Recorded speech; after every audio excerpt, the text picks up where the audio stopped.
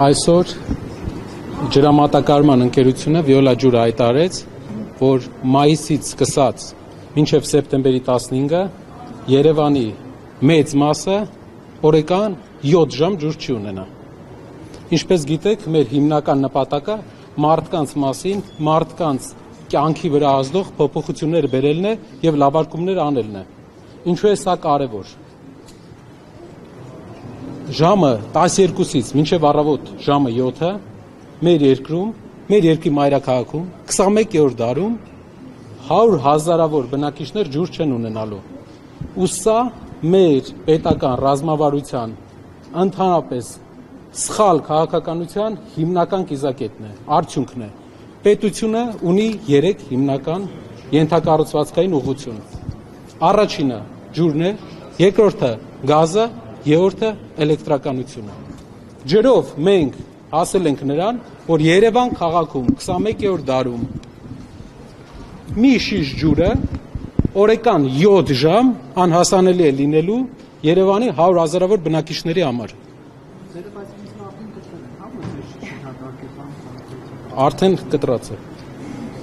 Ինչ վերաբերում է էլեկտրականությանը, վերջի 4 ամիսների ընթացքում անցած տարվա համեմատ Հայաստանում անջատումների քանակը բարձրացել է 40%-ով։ Մենք ունենք տոտալ կոլապս, էներգետիկայի ոլորտում նույնպես 40%-ով աճ էլեկտրաէներգիայի անջատումների մեջ։ Ջրի մեջ ունենք անկում մատակարարման, էլեկտրաէներգիայի մեջ ունենք աճ անջատումների եւ մեր արտաքին քաղաքականության, սխալ քաղաքականության արդյունքում մենք վտանգում ենք նաեւ գազամատակարարումը մեր երկու հարևան երկրների հետ հարաբերությունները վատացնելու միջոցով։ Սա շատ կարևոր մարտահրավեր է մեզ համար, ջուրը անհրաժեշտություն է, ջուրը ճոխություն չէ։ Եվ մենք պետք է այս հարցը կարողանանք լուծենք նորմալ կառավարման արդյունքում մեր երկրում սա պետք է հարց չլինի։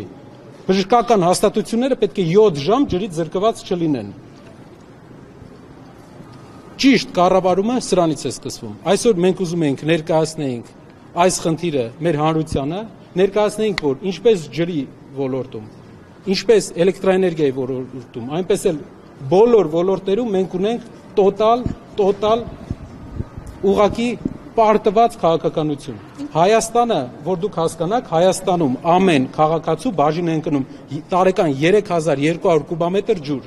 որը աշխարհի նորմայից 2 անգամ ավել է։ Ամբողջ աշխարհում 1800 կուբամետր է միջինը։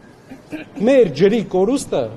մեր երկրում 65% է կազմում։ Այսինքն ընդհանուր 100% մատակարարված ջրից քաղաքացուն հասնում է 35%-ը միայն։ Որպեսզի դուք համեմատեք էլեկտրաէներգիայի մեջ Հայաստանի էլեկտրական ցանցերի կորուստը մենք իջեցրել ենք 6%-ի։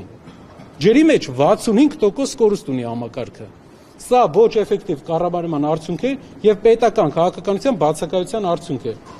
Ամենամեծ, ամենաջրառատ երկրներից մեկը տարածաշրջանի չի կարող բախվել այս խնդրի հետ։ Ջուր կա, կառավարում չկա մեր երկրում։ Քաղաքացիները անխնայողաբար չեն օգտագործում ջուրը։ Օրինակ գյուղերում ես տեսել եմ, որ գիշերային ժամերին երբ ջուրը եղել է, այսպես իրենց այգիներն են բաց թողում, ոռոգում են եւ այլն։ Մինչդեռ ոռոգման ջուր կա, չէ՞, տրամադրվում, այսինքն խմելու ջրով ոռոգում են նաեւ այդ իրենց այգիները։ Դուք պատկերացրեք 5 միլիարդ կուբամետր Հայաստանը ջրի պաշար ունի, ամեն տարի վերականգնվող։ Մենք ընդհանրապես օգտագործում ենք 170 միլիոն կուբամետր։ Չի կարող Հայաստանում ջրի խնդիր լինել։ Անկամ այն բանը, որը Հայաստանում շատ տարածված ու որը Հայաստանում որևէ խնդիր իրենից չի ներկայացնում, անկամ այդտեղ մենք ունեցանք կոլապս մեր երկրում։ Կորուստների նվազեցում, ինչպես եղել է ժամանակին էներգետիկայի մեջ, ժամանակին 20-30% կորուստներ է եղել։ Իջել է 6%-ի։ Կորուստների նվազեցման քաղաքականությունը պետք է լինի էներգետիկայի գծով փոխնախարար, պետք է լինի էներգետիկայի գծով նախարար ընդհանրապես, պետք է լինեն պատասխանատուներ, ովքեր աշխատում են ջրային կորուստների նվազեցման ուղղությամբ։ Ինչպես կարելի է 65% կորուստ ունենալ ու մարդկանց ասել ջուր մի սպառեք։ Բայց կարծեք Կարապետյանի թեմայով ավելի մեղմ է Վիոլա ջրի, քան օրինակ հեծին են դեպքում, երբ որ դուք երկուստեղ եզակի օպերատորներ եք։ Ինչու՞ ասապայման։ Սա ընդհանրապես կառավարության քաղաքականության ձախողման վառ օրինակ է։ Յուրաքանչյուր վայր, յուրաքանչյուր տեղ, որտեղ ուզում եք ձեր մատը դրեք, կա ձախողում։ Ինչպես կարելի է 7 ժամ իրականում ինչից են, այսինքն ինչի հետևանքով են ջրային ռեսուրսների մի քանի բան, համակարգային ներդրումների բացակայություն։ Մենք մեծ ներդրումներ ենք արել, որ իջնենք էներգետիկայի մեջ 6% կորուստի։ Համակարգային ներդրումների բացակայություն, ճիշտ կառավարման, պետության մոտեցման, խիստ մոտեցման, այն մոտեցումը, ինչ որ էներգետիկայում է եղել, էներգետիկայում պետության մոտեցման տարբերությունը ճիշտը որ ասեմ, ավելի շատ կառավարման մոտեցման տարբերությունն է շատ մեծ, եւ մենք տեսել ենք այն արդյունքը։ Երբ մենք ասում ենք, որ կորուստը ցանցերում 6% էր, մարդիկ մտածում են դա այդպես էլ պետք է լիներ։ Բայց մենք հիմա ջրի մեջ տեսնում ենք, թե ինչ է կատարում։ Ներդրումային ճիշտ քաղաքականություն, որպեսզի հասկանանք Երևանի ամբողջ կենտրոնը սնուցվում է տասնամյակներ առաջ կառուցված ու շատ վատ վիճակում գտնվող Կուկուռուզնիկի կողքը գտնվող ջրամբարներից, որոնք տասնամյակներ շարունակ չեն վերականգնվել, վերակառուցվել։ Նաև ոտում իրեն եմ խոսում, որ Գառնուջուրը հարևան բարեկամ երկրներին են տալիս, այդ կարծիքը սրա վերաբերյալ։ Ես չունեմ այդպես ինֆորմացիա, գիտեմ, որ 2024 թվականի դեկտեմբերին համաձայնություն է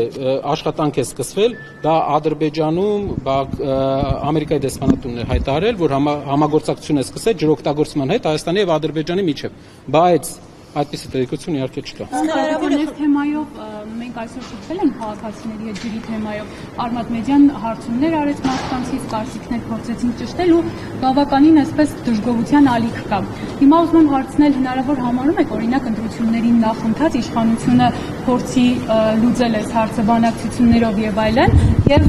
նախընտրական դիվիդենդ։ Դե կարծում եմ Եթե կարելի է շարունակեմ հարցը, ոնց որ թոշակների դեպքում անդադ բարձրաձայնեցիք եւ ի վերջո 10,000 ու չնչին դրամով, բայց բարձրացեցին։ Հնարավոր է նաև այս դեպքում աղմուկը մեծ լինի եւ գնան։ Մենք ամեն ինչ պետք է անենք, որ մինչև մայիսի սեզոնը կարողանան այդ հարցը լուծման գալ։